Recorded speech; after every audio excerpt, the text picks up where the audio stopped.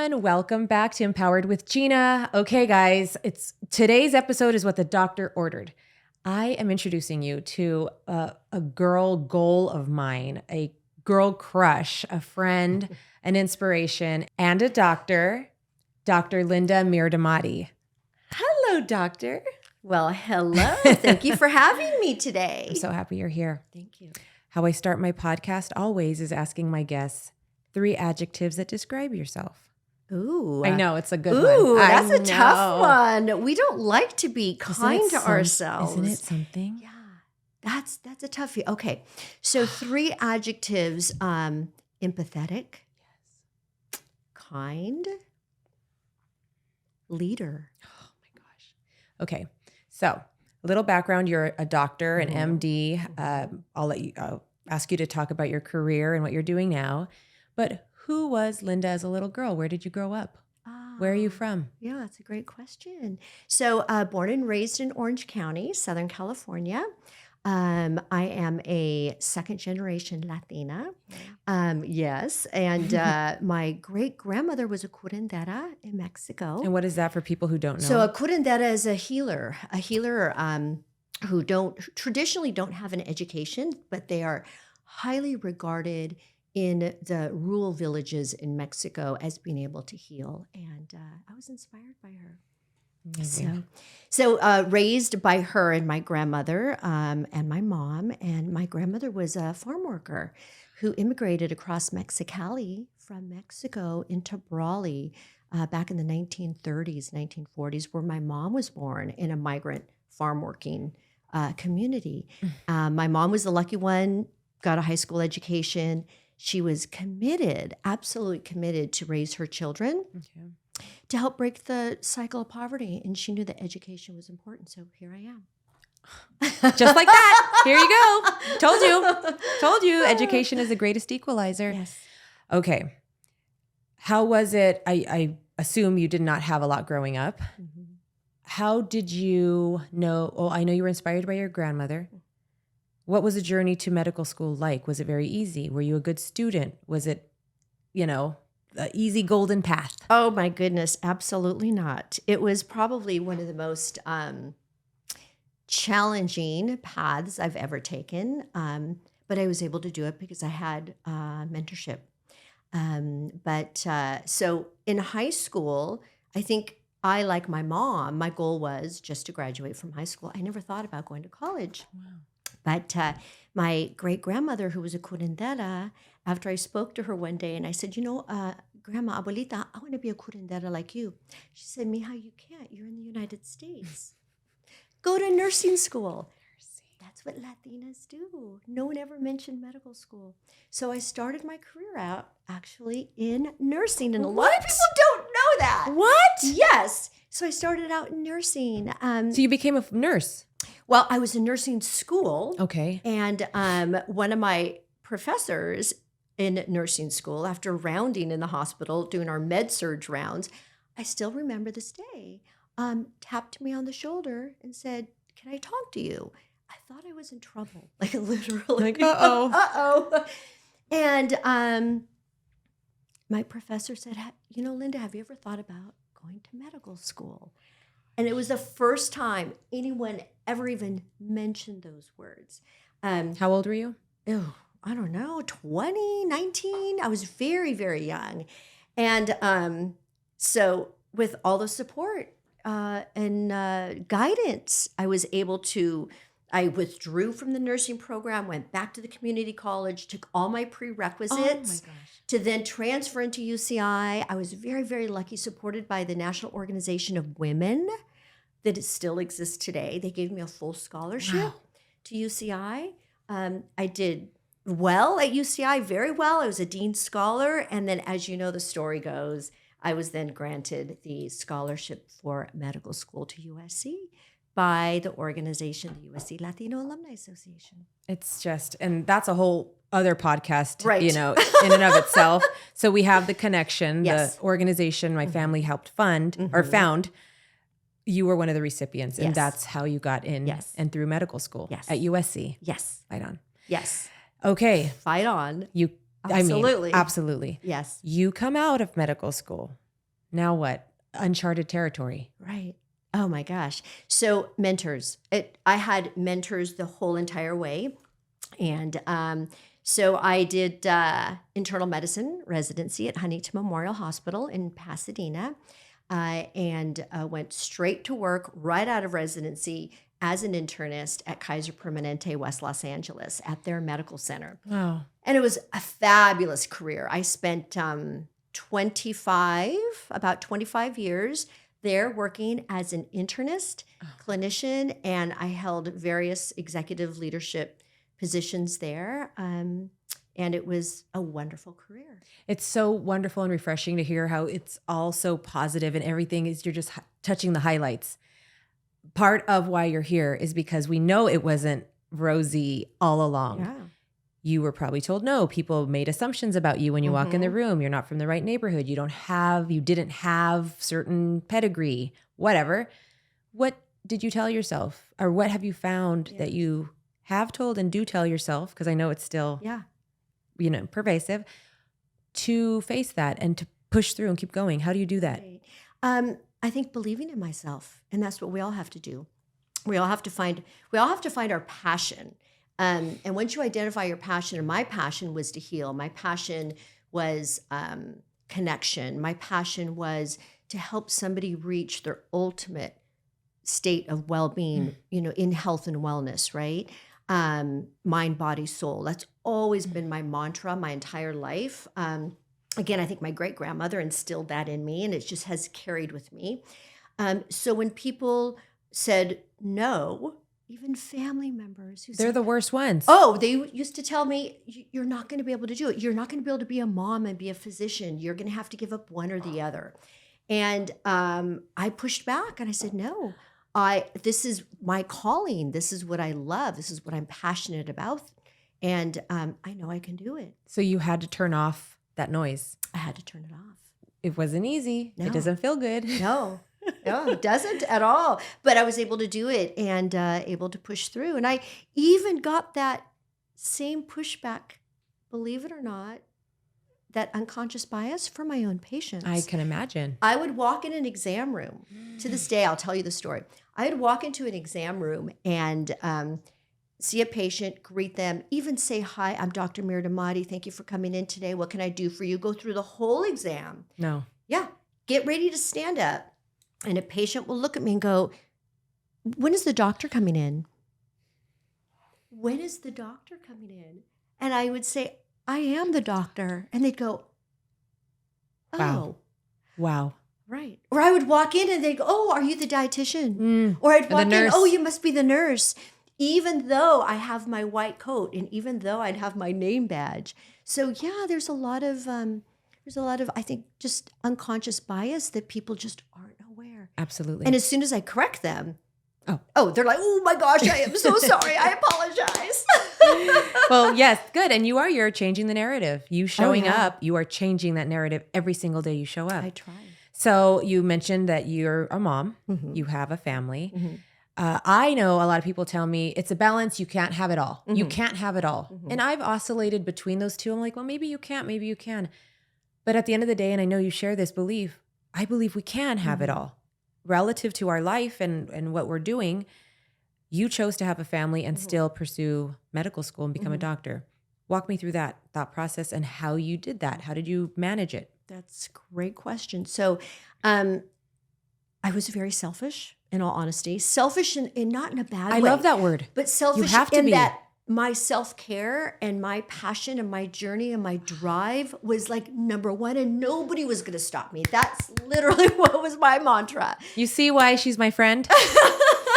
Nobody was going to get my way. In fact, I always say, and I tell my girls this all the time, that I felt like once I discovered my passion and my goal was I wanted to go to medical school, nobody could stop me. I was like a horse in a horse race with blinders on. That's the way I envisioned it. And I set goals. I said, okay, in 5 years, I see myself here. In 10 years, this is what I want to be. And I had all this visual imagery, positive, that said, this is what I want to attain. And I'm going to reach this dream by setting goals. And so that's really how I got through it. And then when you decided to have children, how did you, because that's not easy. Mm-hmm. You want to be mom, you have the maternal thing, the pull, but you also have societal, cultural pull. You should be home with your kids. Correct. You're not a really good mom. Oh, you're working again. Who's watching your kids? Oh, That. yes. How did that affect you, if at all? Right. So The I judgment. think the judgment. So one thing that I did do, as I was talking about being a horse with the blinders on because I wanted to reach my goal, at that point in my life, my husband wanted, well, he was then my boyfriend, fiance, wanted to get married and have children. And I respectively said to him, I want that too, but right now I have to get through school. Ooh. And that's my priority. And he stood by my side and supported me all those years. So we didn't get married until after my third year of medical school. And then we didn't have our first child until I finished residency and I was transitioning into my career. So I did put it off for quite some time. So I didn't get married until I was 30. I didn't have my first child until I was 35. Wow. But for me, That worked. it worked. And I knew that that's what I had to do. Mhm. But how did I push back the naysayers? I think it was, you watch and see. Oh. Let me be a role model and I'll show you how to do it. And I can do it. And you can do it. And I did it. And are doing it. And are doing it. Very well. I mean, okay. So now what are you doing? You're not practicing anymore. Right. So a couple of years ago, I transitioned out of clinical medicine, and I thought, what am I going to do now? I have all these years of expertise, energy, and a passion to still affect change and to help inspire other women and other people. And students. So Yeah. I have now pivoted into academic medicine. I'm adjunct clinical faculty assistant professor at the Keck School of Medicine. Absolutely love my work there. And by the way, full disclosure, all my views are of my own, just Yes. so that you know. But yeah, so I'm adjunct clinical assistant professor. I teach first and second year medical students. Love inspiring our next generation of leaders, physicians, global citizens, I love to say. Oh my gosh. And I do that. And I'm on serving on multiple university boards, a board in the community, the Los Angeles County Medical Association Board of Directors. And I'm doing 2 fellowships right now, and I'm writing up healthcare policy for the state of California and for the U.S. You see, that's all. That's it. This is what happens. This is what's possible. Yeah. This is what's possible. And your grandma was a farm worker. Yeah. Okay. The greatest equalizer is education. Mm-hmm. You mentor a lot. You teach a lot. What have you seen as far as trends from maybe students around when you were coming up and maybe students you were teaching early on to now? Do you see any trends? Big trends. There are huge trends. And I would say that probably the most significant one that I've seen is that traditional trajectory of kids going from high school to undergrad to med school Okay. is really no longer occurring. So the trajectory that I had, Right. which was very untraditional at the time, right? That I went from high school, went to nursing, and I never even told you I dabbled in some business work even before nursing, before I kind of discovered that path. So it was a very untraditional path. Right. Nowadays, that is what we love.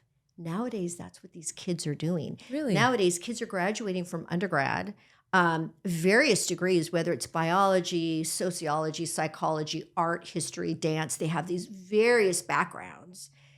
And then they're taking 2 and 3 year gap years is what we call them. And during those gap years, they grow, they mature, they discover their passion, they discover their love for medicine. They'll do research, they'll volunteer, they may do something outside of medicine. Then they come back. And then they come to medical school. So the average age now, the kids are in their mid-20s. Mhm. They're no longer in their early 20s. What Yeah, a it's difference really too. So it's interesting. no longer linear No, the way we understood it to be. correct. Graduate high school, college, higher education, Correct. career. Right. Taking the time is invaluable to discover who you are, because you might not even love medicine afterwards, and that's fine too. Mm-hmm. You have the time to grow your passion and figure out who you are. So I appreciate that you're saying that. What would you say to somebody watching this who maybe doesn't want to be a doctor or does or whatever? They look at you, you're uber successful in all parts of your life. You take care of yourself, you love yourself, you're selfish. And they look at you and they say, well, I can't do that. I don't have that. I don't have what she has. I don't. What do you tell someone? And you know, there's so many people that think this way. Yeah, I tell them they can. I look them deep in the eye and I tell them they can do it. They can. They may not be able to do it maybe the way they want to. They may not be able to take that journey in the path they want, but they could ultimately reach their goal with help. And it may take a little longer. They may zigzag to get there because not everybody's going to get a straight line from A to B. That's right. But with help and support, you can get there. If you believe in yourself and you have that deep, deep yearning passion, that drive, that ganas that we say, that ganas will take you so far, but not to be afraid to reach out for help and to connect.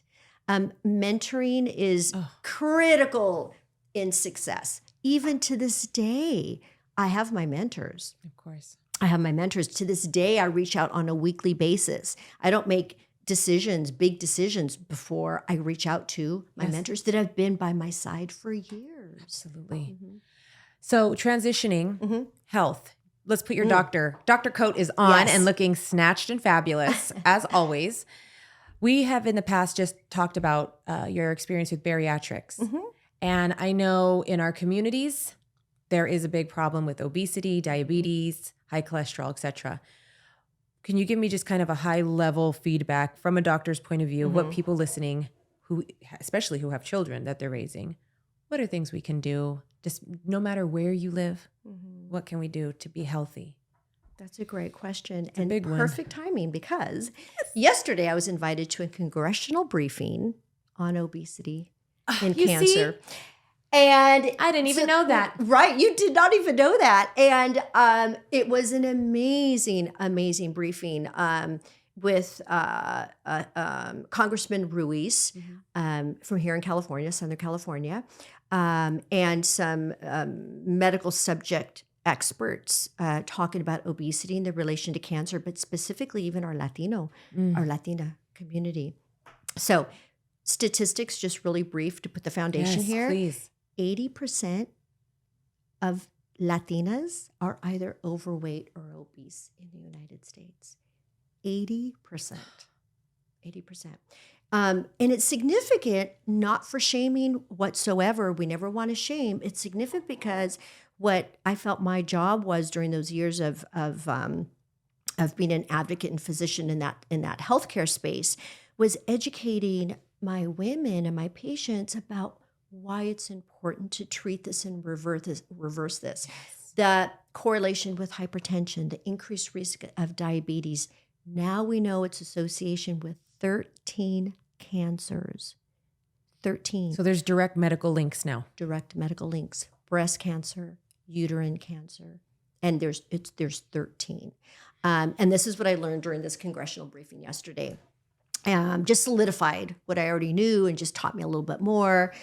Constantly learning. So what would I tell our community or all women, men and women, anyone, even our young adolescents, youth? Especially. What could we do?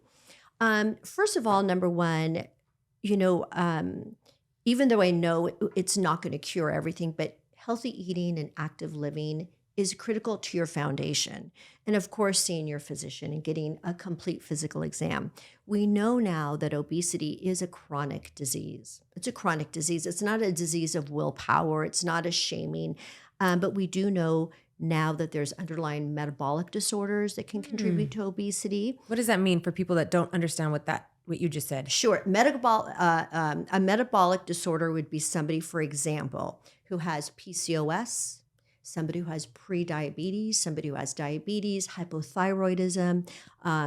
The metabolic syndrome is a syndrome of the issues with pre-diabetes, hypertension, being overweight, can all predispose somebody to developing full-blown like obesity with a BMI greater than 40. Okay. So there's great correlations between that. So we have to make sure that we address any underlying metabolic disease as we are really trying to empower our patients to eat healthy, exercise, a minimum of 150 minutes, we love to say, per week. Okay. And it doesn't have to be 150 minutes all at the same time. They could be broken down. Break it up into 10 minutes, 20-minute intervals. Just move your body. Just move. So like even a moderate movement is great. So a brisk walk is fantastic. What do you think about caloric deficit? Because that floats out on Instagram and social media a lot, and intermittent fasting, and I'm a fan of it. And what does that mean? And I think it's a quick, fast track to get people where they want to be and where they need to go. Yeah. Health-wise. And it's very popular. And it can be effective in helping people lose weight. In somebody whom we've already ruled out some underlying metabolic issues, let's say they don't have hypothyroidism, they don't have any other underlying disease state that can contribute to the weight, sure, I would say cutting caloric intake is a fantastic start. Using protein supplements to supplement a meal. Again, do it along with your physician. Right. Make sure that you are a candidate to do that. But there are protein supplements out there that are very effective, and using one meal per day as a meal replacement, let's say, would be very helpful, and that would help cut your caloric intake. So when you combine that with exercise and eating healthy, such as it's a game changer. It could really work. But I really caution our viewers, if you are going to do that, make sure you do it in consultation with your physician. See your doctor first. See your doctor first, especially if you have diabetes, hypertension, as medications may have to be adjusted as you lose weight. Absolutely. And then I keep hearing, speaking of cancers, when you starve your body of the calories and the sugar, your body turns on itself. And I know this is super rudimentary how I'm explaining this, but we basically can kill off the poison or toxin cells in a sense if we have less sugars and fats in our body. Well, I'm not quite sure. Maybe I said it totally wrong. Yeah. So what we do know, I will say this. You know what I mean. You know what I mean. What we do know, that's a good one. This is why I'm this here is what's today. out here. This is what's out there. Right. So, wow, I could circle back to misinformation. There's a lot Talk of about misinformation. Because everyone's on their phone. Correct. And we have to be very careful. I would make sure that our listeners are searching sites that are reputable. Look at sites like the NIH. Look at sites that are, there might be very research heavy, but the CDC. Look at other sites for which you can get very reputable, evidence-based, scientific-based recommendations. But I think what you're referring to is the fact that we do know that obesity is a state of inflammation. We do know that cancer also is an inflammatory state.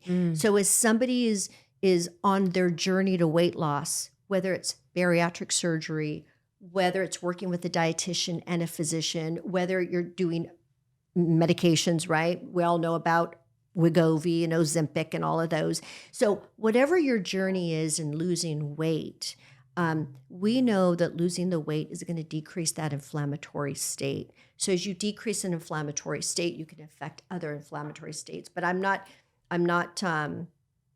quite sure if I would say there's a causal effect between the two. Sure. But we do know the reverse is true. We do know there's increased risk with cancer, Makes with sense. obesity associated with at least 13 cancers that we know of right now. Okay. And I could talk to you forever, but these are short snippets. I want to end on two things. I want to know about the legislative work you're working on, just fighting the cause and the good fight out there legislatively. Thank you for that. And then also talking about, this is a whole other podcast, the disparity in our communities to quality health care. I mean, that is a whole ass podcast by itself, but just high level, there's just so many eyes and ears out there going to listen to this. What are you seeing being in the fight, hands-on? What's out there? So right now, as a lot of our viewers know, and we have a mental health crisis. Yes. So that's the area that I'm focusing on right now is mental health.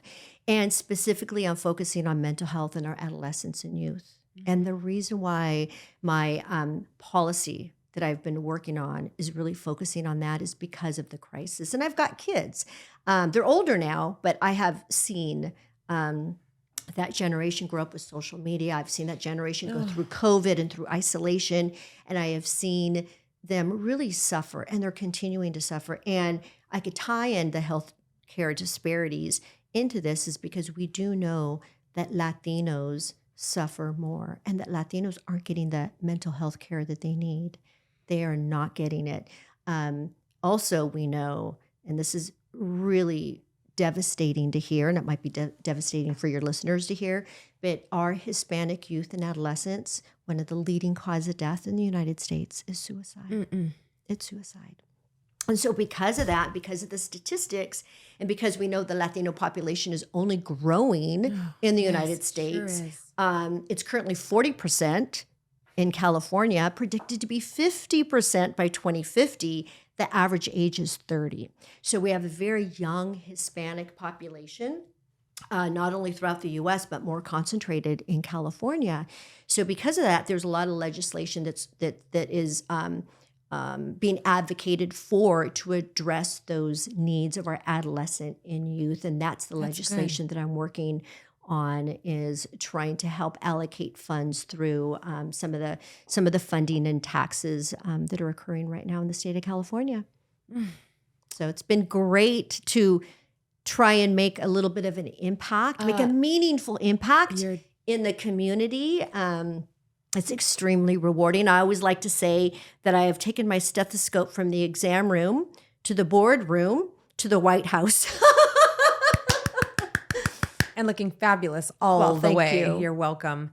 So I would love to have you back as a guest to continue to talk about subjects we've touched on, and just to thank you for what you do for our community and just for women and humans at large. You're doing it. You're changing the narrative. You have showed up and showed out, and you continue to do so. And we look forward to watching you and everything you're going to continue to accomplish. And I'm your biggest fan. Aww. And I love you. And how can people reach you or reach out to you? Oh, is there a way they can reach you, social media? Or? Sure, absolutely. So you could reach out to me on LinkedIn is a really great way to reach out, and follow me on LinkedIn. You could see my journey. I love to post the work that I'm doing, both advocacy work, my work at USC, my legislative work. Definitely follow me, support me. I am trying to support our community, and I'm doing my best to do that. So thank you. Reach out on LinkedIn would be great. And I'll post everything on the captions. You can find Doctor, and I love you. Thank you for your time. I appreciate you, and we can't wait to have you back. Thank you. I appreciate it.